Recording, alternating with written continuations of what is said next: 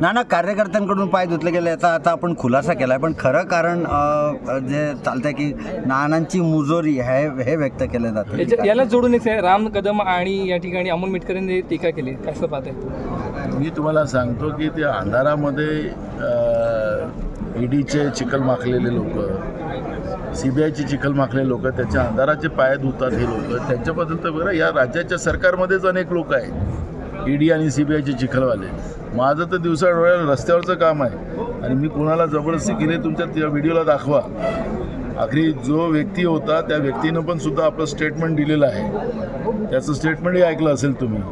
पण आता कसं आहे की पोलीस भरतीचा तरुणांमध्ये रोष निर्माण झालेला आहे, तरुणांमध्ये मोठ्या प्रमाणात आंदोलन सुरू झालेले आहेत. विषय डायव्हर्ट करायचं, मुद्द्यापासून कसं भरकटवायचं हे BJP फारच त्याच्यात एक्सपर्ट आहे. त्यामुळे टार्गेट कोणाला करायचं, तर आता ते हारलेत भाजपवाले, ते घाबरून या पद्धतीचं टार्गेट करायचं आम्हाला काम करतात आहेत. कधी उद्धव ठाकरे साहेब, कधी शरद पवार साहेब, कधी नाना पटोले साहेब, त्यांचा दुसरा पर्याय काय?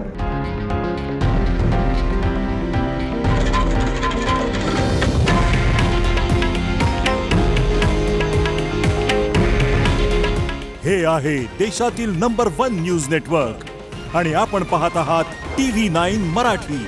काळजी तुमची, हित महाराष्ट्राचं.